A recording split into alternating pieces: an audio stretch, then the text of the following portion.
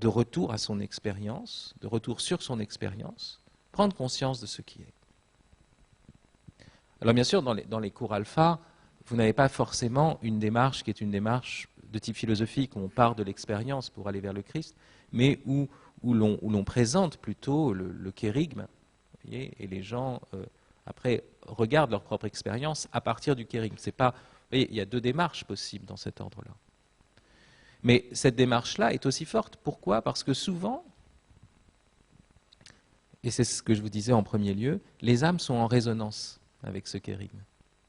Alors même qu'elles n'ont pas franchi toutes les étapes rationnelles qui pourraient y conduire, elles sont en résonance. Moi, je l'ai vécu, hein, par exemple. Moi, j'ai prié la Vierge Marie avant de croire en Dieu.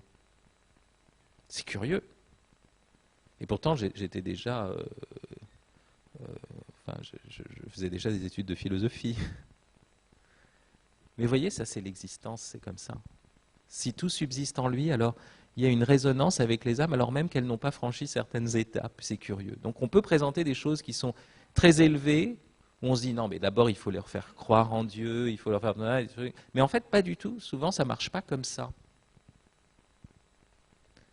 Et j'avais connu un grand acteur de la nouvelle vague, Pierre Clémenti. Et cet acteur, qui joue d'ailleurs dans Belle de jour de Buñuel avec Catherine Deneuve, à la fin de sa vie, lisait sans cesse Thérèse d'Avila. Et pourtant, quand on lui demandait, mais est-ce que tu crois en Dieu? Il disait, je ne sais pas. Mais il lisait Thérèse d'Avila. Pourquoi? Parce que cette incandescence chez Thérèse d'Avila était en résonance avec quelque chose qui était au fond de lui. Il ne comprenait pas pourquoi. Mais c'était comme un contact physique, vous voyez, entre ce qui était au fond de lui et ce qu'il trouvait dans cette expérience d'une grande sainte, d'une grande mystique. Donc vous voyez, il faut dire, voilà, quand le Christ a dit, voilà, quand je serai élevé de terre, j'attirerai à moi tous les hommes, si on montre le Christ élevé de terre, il faut croire qu'il y a cette attraction.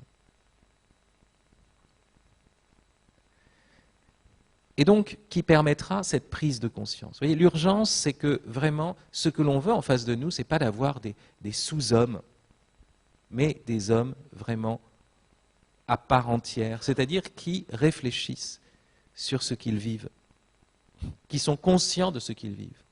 D'où l'urgence de cette explicitation. Nous ne voulons pas que les autres hommes traversent cette vie, traversent cette réalité ici-bas, comme des somnambules.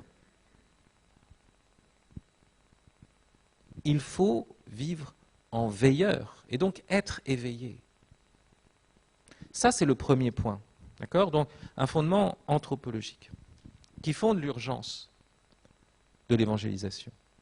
Même si la personne est sauvée, à la limite sans notre action, mais il y a cette urgence qu'elle soit sauvée comme un homme.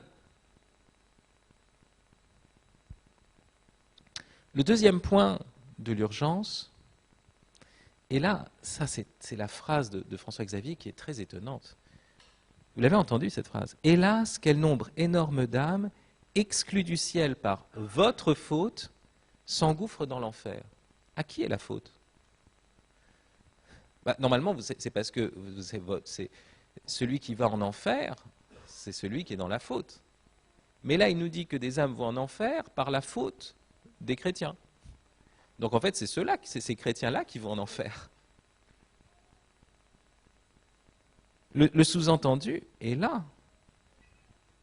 Et donc, quelle est l'urgence? L'urgence, elle est dans cette parole magnifique de saint Paul, vous voyez, « Malheur à moi si je n'évangélise pas ».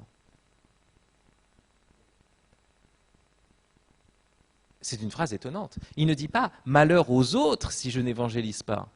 Si je ne vous communique pas la bonne nouvelle, eh bien vous êtes dans l'ignorance et vous êtes dans le malheur. Non, il dit « malheur à moi ».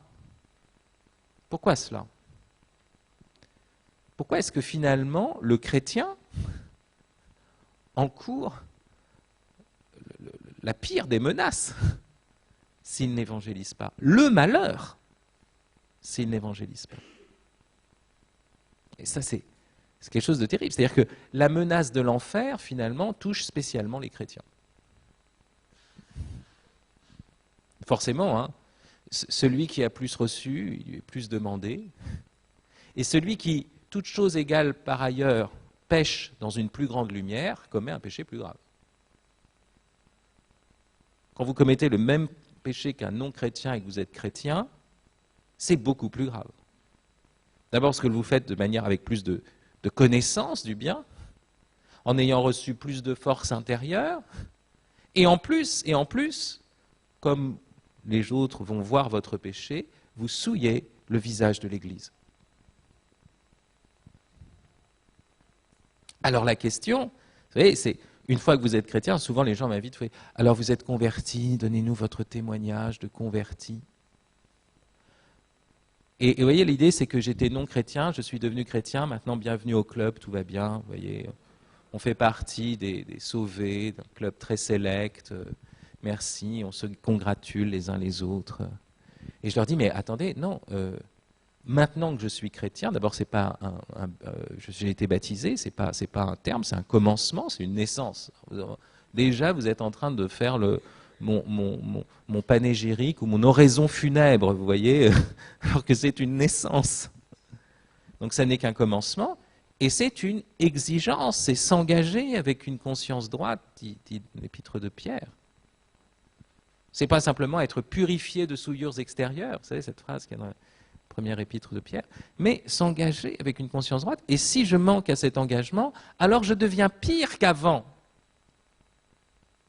Depuis que je suis baptisé, j'ai la possibilité d'être pire, si je ne suis pas meilleur. Vous comprenez ? Malheur à moi. C'est ça ce que dit saint Paul. Mais voyez, pourquoi est-ce qu'il dit « malheur à moi » ? Il ne dit pas simplement « malheur à moi si je ne me sanctifie pas », ce qui est assez simple, hein, mais il dit « malheur à moi si je n'évangélise pas ».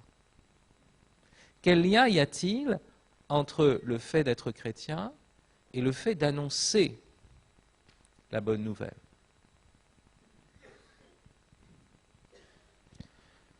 C'est que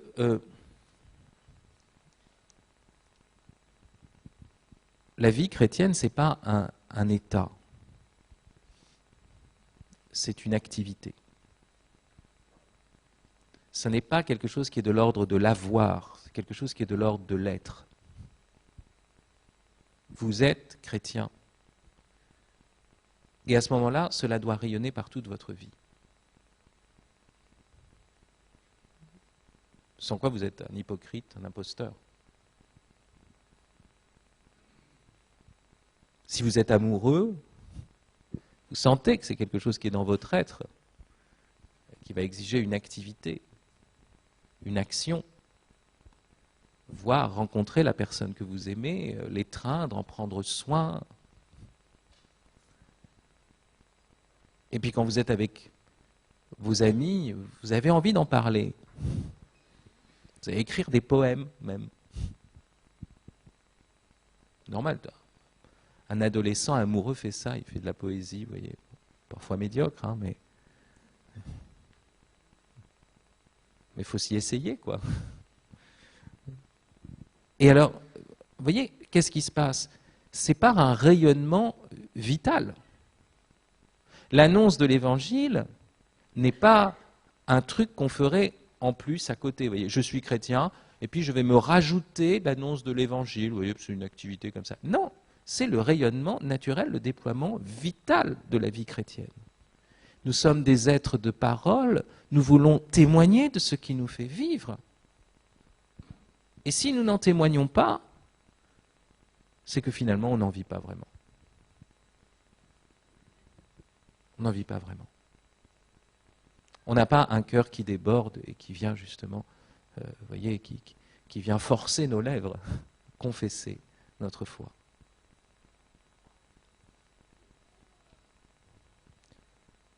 Il y a un passage, je me dis de mémoire, mais je ne sais plus, je pense que c'est dans une lettre de Saint Jean, quand il est dit, voilà, celui qui croit du fond du cœur que Jésus est Seigneur, et celui qui confesse des lèvres, voilà, celui-là est sauvé. Voyez. Et il y a toujours ce lien entre le cœur et les lèvres. c'est parce que nous sommes des hommes. Là aussi, il y a une réalité anthropologique. Le fait que nous sommes pas simplement des esprits accidentellement jetés dans un corps, et donc on pourrait vivre un christianisme spirituel, lié à une intériorité. Vous savez, tous ces trucs-là, sur l'intériorité, la spiritualité, etc., j'avoue que c'est insupportable. C'est une vie qui vous prend tout entier. Dans votre chair, il y a une carnalité du christianisme, puisqu'on prêche le mystère de l'incarnation. Il ne manquerait plus que ce soit une simple spiritualité. Et c'est fou qu'on mette le christianisme dans le rayon simplement spiritualité. Il y a quelque chose qui est faux. Un jour, j'étais sur un plateau de télévision avec André Comte-Sponville, et je parle simplement de l'exigence du sens dans une vie, et puis le fait qu'on est spontanément ouvert à la transcendance, que la transcendance, finalement, c'est la chose la plus ordinaire du monde. Vous voyez une chose, pourquoi est-ce qu'elle est là? Vous voyez, elle existe, mais d'où vient son être? Vous êtes touché par la beauté d'une chose, ça parle au fond de votre cœur. D'où vient il y a quelque chose comme ça qui est toujours en excès, dans la moindre expérience. Vous faites l'expérience du réel, vous voyez que chaque chose, par sa présence même, renvoie à la question, mais comment est-elle présente? D'où vient cette présence? D'où vient cette... Et donc, la question d'un au-delà, d'une transcendance se pose immédiatement. Quand vous aimez un être, vous voulez son bien, vous voulez qu'il vive, et la question se pose immédiatement de savoir, mais où vais-je trouver ce bien et comment je peux lui donner cette vie et cette vie éternelle que je veux pour cette personne que j'aime. Donc, vous voyez, la transcendance vient à même notre expérience la plus commune. Je dis un truc comme ça, et puis il dit « Ah oui, Fabrice Adjadj qui est dans la spiritualité. » Mais quand ai-je parlé de spiritualité? J'ai parlé du réel. Alors faites attention, quand les gens vous rangent dans la spiritualité, dites-lui « Non, non, moi je parle de la réalité. » Je parle de la réalité. Donc ça n'est pas qu'une spiritualité, ça n'est pas simplement en menant une petite vie intérieure, vous voyez, vous vivez. Si c'est ça, vous êtes dans une sorte de schizophrénie. Tout ce qui est intérieur à l'homme doit surabonder à l'extérieur. Tout ce qui est vécu dans le secret vient à la lumière. Parole du Christ. Le mystère de Noël, c'est précisément le mystère de l'invisible qui se rend visible. Et nous, on voudrait abandonner cette visibilité-là. Et attention, il ne s'agit pas de visibilité médiatique, ça n'a aucun sens. Il ne s'agit pas non plus, vous voyez, d'être dans une posture, comme certains mouvements intégristes, où l'on existe comme une sorte de communauté fermée, et bientôt on va s'afficher à l'extérieur, vous voyez, pour dire, vous voyez, nous existons, il faut nous respecter, nous sommes un groupe important, faites attention parce qu'on va se fâcher. Ça n'a pas beaucoup de sens. Il ne s'agit pas, on ne peut pas être chrétien, vous voyez, tout seul de son côté, et puis tout d'un coup on se dirait, ben voilà, est-ce qu'il faut que j'affiche mon christianisme ou pas? Ce n'est pas une question de campagne d'affichage. C'est être chrétien suppose cette dynamique de vie où, vous voyez, c'est pas une spiritualité, c'est pas la cerise sur le gâteau, c'est pas l'intériorité contre l'extériorité. C'est le déploiement d'une vie tout entière. La grâce saisit toute la nature de l'homme.